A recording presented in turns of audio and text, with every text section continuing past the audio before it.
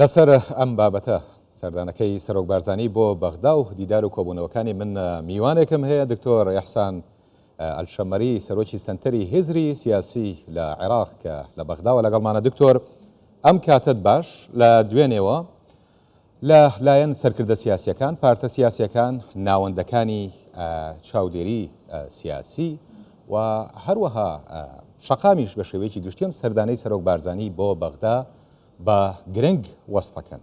گرنگی ئەم سەردانەی سەرۆک بارزانی بۆ بەغدا لەم کاتەدا چییە؟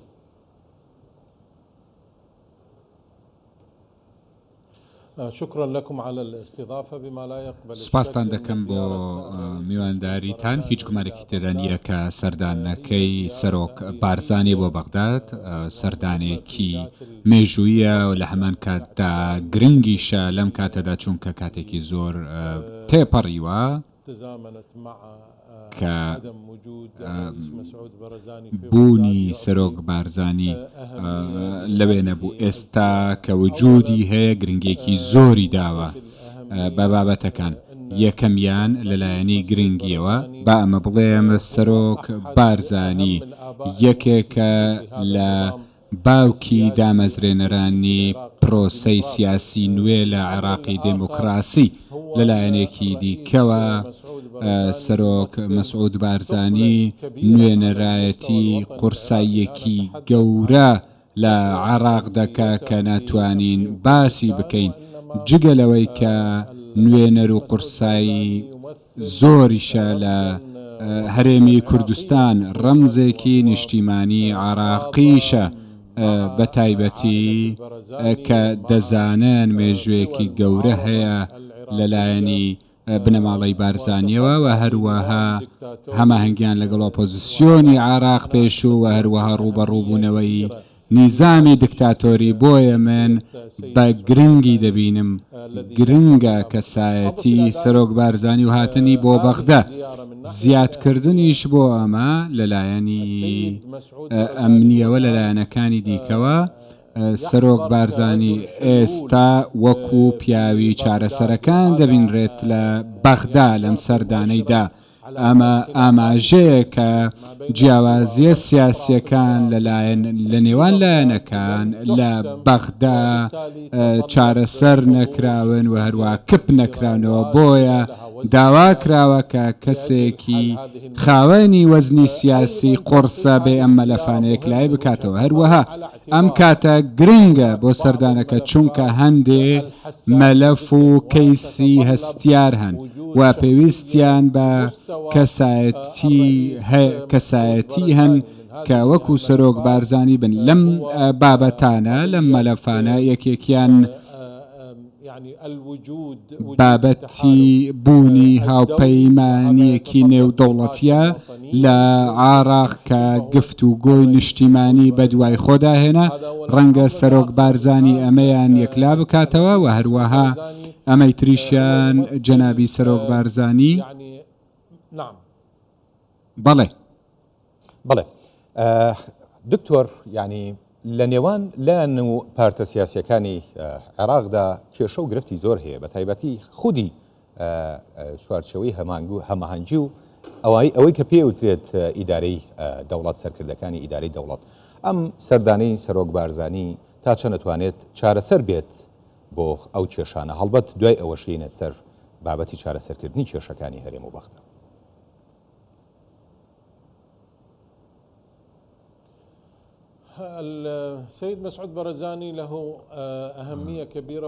سەرۆک بارزانی کاریگەریەکی گەورەی هەیە و گرنگە و ئامادەیە بۆ ئەوەی چارەسەری بکات بۆ بابەتانێک کە هەن لە نێوان لایەنی شیعی و سونی. مەلەفی هەڵبژاردننی سەرۆکی پەرلەمان، سەرۆکێکی نوێ بۆ پەرلەمان.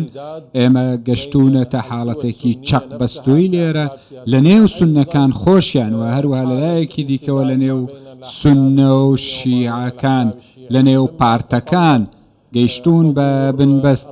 بۆیە ئەمە من پێم وایە وەکو داواکاریەکە کە ئەم کاریگەریەی بە تایبەت دابنێ بۆ ئەم بابەتەوە هەروەها لە هەموو لایەنەکان سەرکردە سیاسی عراقیەکان ڕێزی دەگیرێ و دوای ئەم سەردانە بەپێی ئەو زانیاریانەی کە من هەمن ئەمە زانیارین کە بە پێم گەشتون لە نێو کۆبوونەوەی چوارچەوەی هەمانگی کە سەرۆکە بارزانی داوای کردووە کە بگەن بە هەندێک خاڵی هاوبەشت لەگەڵ چوارچەوەی هەماهەنگی کە مافەکانی لایەنە سونیەکان بدرێن بەو لایەنە وەکو پۆستی سەرۆکی پەرلەمان و هەروەها گۆت و بێشکراوە لەسەر بابەتی جیاوازیەکان و بەڕێز سەرۆک بارزانی باسی لە بابەتی وجودی تەیاری سەدری کراوە کە گفتوگۆ کراوە لەبارەی هاتنەوەی تەیار بۆ هەڵبژاردننی داهاتوو و هەروەها ئەمە بە دوور نەبینراوە و بە پێی پەیوەندی بەڕێز سەرۆک بارزانی لەگەڵ جەنابی موقتەدا سەدر و هەروەها بە پێی ئەوەی کە کەسایەتیەکی ڕێز لێگیراوە لەلایەنی موقتەدا سەدرەوە دوور نابینرێ کە جارێکی دیکە یاخود لە کاتێکی دیکە سەردانی بەڕێزیان بکە یاخود یەکتری ببینن و ئەم جیاوازیەی نێوان چوارچەوەی هەمانگی و تیاری سەدریش هەڵبگرن. بۆیە دەڵێم ئەم سەردانە خاڵێک یەکلاکەرەوە بوو و کاریگەری لەسەر داهاتوو دەبێت. زۆر باشە. کورد و سونە بە کۆمەڵێ خاڵەوە یان بە کۆمەڵە ڕێکەوتنەوە چوونە نێو هاوپەیمانی ئیدارەی دەوڵەت وەم حکوومەتی ئێسای لێ دروست بوو، بەڵام زۆرێک لەو خاڵانە یان ئەتوانین بڵێن کەمێک لەو خاڵانە جێبەجێکرا، زۆرێکیان وەلانران و جێبەجێ نەکران تا چەند لە دوای ئەم سەردانەوە جارێکیکە وەکووترێت ئەبدەیتی ئەم بابەتە ئەکرێتەوە بۆی داواکاریەکانی کورد و سونە لە چوارچێوەی ئیدارەی دەوڵەت لە دوای ئەم سەردانەوە بەکەونە بواری جێبەجێکردن وەکەوەی پێویست.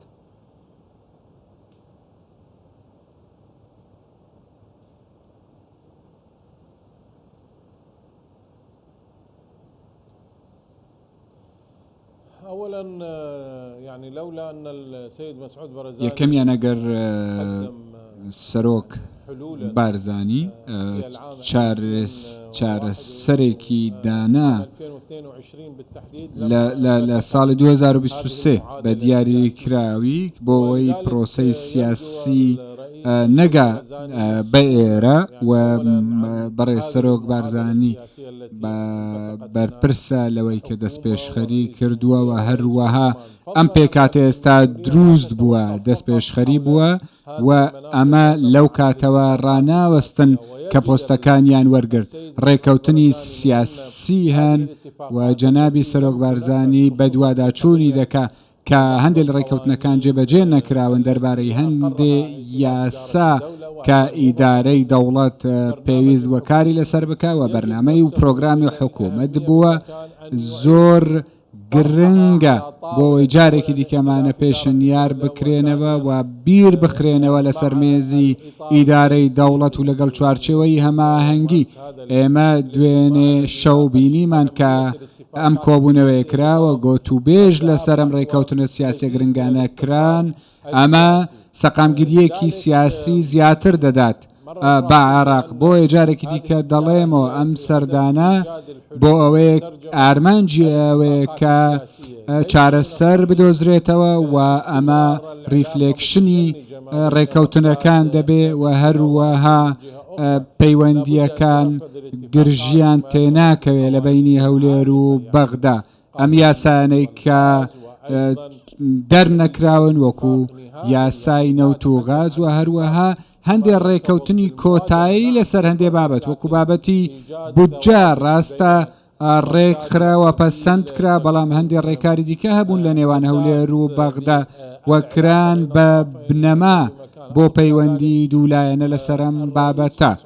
بۆیە سەرۆک بارزانی خۆی هاتۆتە نێو بابەتەکان و هەروەها خۆی بەبەرپرس بینیوە لە بەرامبەری لایەنەکانی دیکەش وەکو سونە و شیعە بۆەوەی بۆ سونەکان کاریگەری هەبێ لەسەر شیعەکان بۆەوەی ڕێکەوتنە سیاسیەکان جێبەجێ بکرێن و بگەن بە وێزگەی کۆتایی خۆیان بۆیە ئەمە کاریگەری دەبێت ئەمایی کە ڕێکەوتنەکان جێبەجێ نەکات ئەم جارە سەرۆک بارزانی سیناریۆی جیاوازی دەبێت بۆ ئەوەی ڕێکەوتنەکان بە شێوازێک لە شێوازێک جێبەجێ بکرێن نەوەک جێبەجێ نەکرێن چونکە کە جێبەجێ نەکران ئێمە دەباتە بەردەم هەڵبژاردننی پێشوەخت. زۆر باشە دکتۆر ئیحسان شەمەری سەرۆکی سنتەری هێزری سیاسی لە عێراق زۆر سپاس بۆ جەناب.